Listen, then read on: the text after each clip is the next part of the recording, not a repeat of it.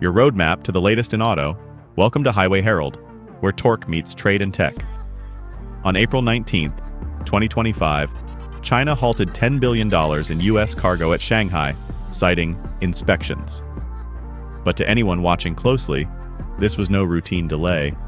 It was a sharp countermove in an escalating trade war with real consequences for the auto world. From stalled supply chains to rising EV costs, the ripple effects are growing fast. In this episode, we'll break down what triggered the standoff, how it's hitting the industry, and what it means for drivers like you.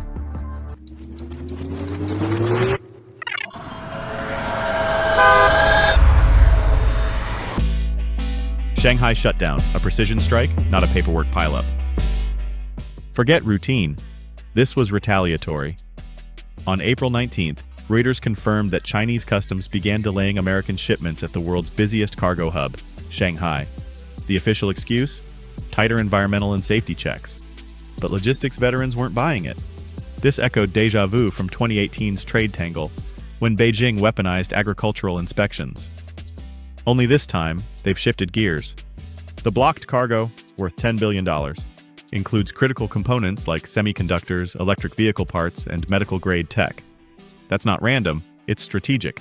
By halting trade in sectors where the U.S. is already scrambling to compete, China is applying the brakes in a way that dodges WTO penalties but delivers maximum pressure. Shanghai alone handles 47 million containers annually and 17% of China's total exports. Within just 1 week, backlogs at the port surged 20%. And unlike past flashpoints, this time the targets include cutting-edge tech and health infrastructure. A true double tap. With the U.S. hitting Chinese EVs and solar panels with steep tariffs since late 2024, many experts see this as Beijing's measured counterpunch. Instead of headline-grabbing tariffs, China's going silent but deadly, with port paralysis. But the ripple effects didn't stop at Shanghai's shores. Let's look at how this tactical delay started unraveling entire production lines and consumer markets. Ripple effects, from ports to parts to your pocket. Those $10 billion worth of goods stuck in Shanghai aren't just numbers on a spreadsheet. They're shockwaves rolling through the entire production line. An estimated 30% of semiconductors headed to the U.S. are now locked in container limbo, freezing progress for tech giants and automakers alike. At Apple, insiders hint that the iPhone 17 launch could be delayed by up to 2 months. Retailers across the country are already seeing thinning inventories on laptops, tablets, and components.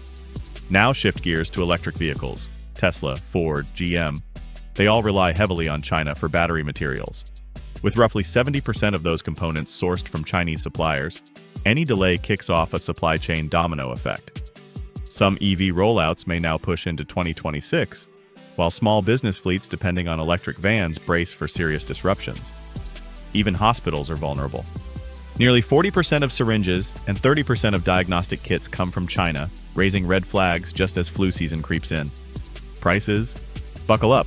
Electronics, appliances, and car parts could see 5 to 10% price hikes, with demurrage fees adding hundreds more, passed straight to the consumer. Before we delve deeper, we'd appreciate it if you could subscribe to Highway Herald. Your support fuels our drive to keep breaking down stories that matter to drivers and enthusiasts like you.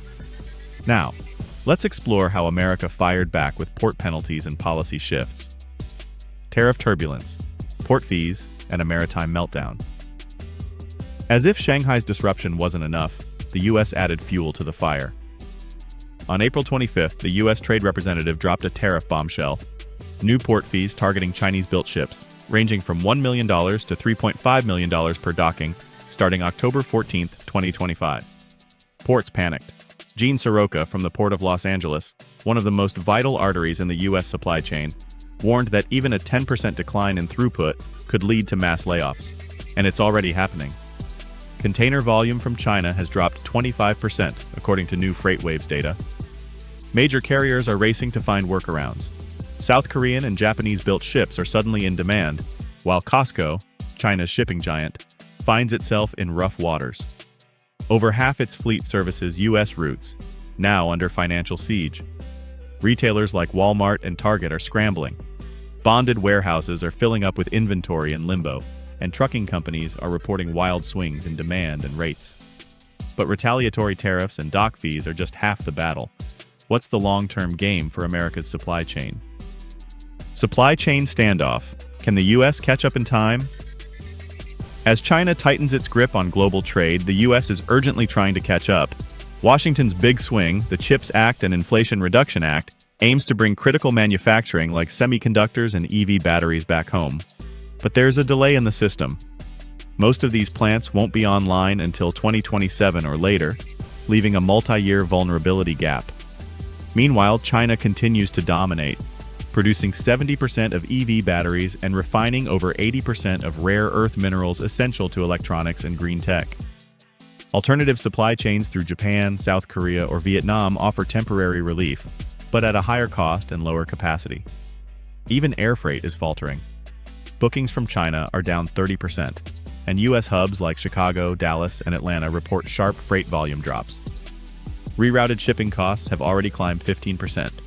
With tensions mounting, Washington is weighing more tariffs, but a full decoupling from Chinese trade could shave 2% off U.S. GDP annually. And while the U.S. rebuilds, China's tightening ties with Europe and Southeast Asia, filling in the gaps at lightning speed. From economic tug-of-war to strategic showdown. This trade standoff is no longer just about tariffs. It's part of a broader geopolitical power shift. In Washington, trade policy is now viewed through a national security lens. The Ships for America Act is one example, aiming to revive the U.S.'s virtually dormant shipbuilding industry. The message is clear. Without ships, you can't defend supply chains, or the nation. The imbalance is stark. China builds over 1,700 ships a year. The U.S. builds fewer than 5. That disparity isn't just economic, it's a strategic liability. From medical supplies to rare earths, America's reliance on Chinese manufacturing exposes critical vulnerabilities. China's shipping giant, Costco, is already buckling under new U.S. port fees, showing how precision policies can shake even global giants. But cutting Costco loose could also raise freight costs and further splinter fragile global logistics. If Shanghai was the warning shot, this could be the opening act of something far more permanent and potentially more dangerous. The verdict: trade turbulence unleashed. Where does the road lead? So what's the verdict? The Shanghai cargo freeze, soaring tariffs, and port penalties signal more than disruption. They mark a turning point. The U.S. is pushing for supply chain independence, but at the cost of rising prices and delayed production.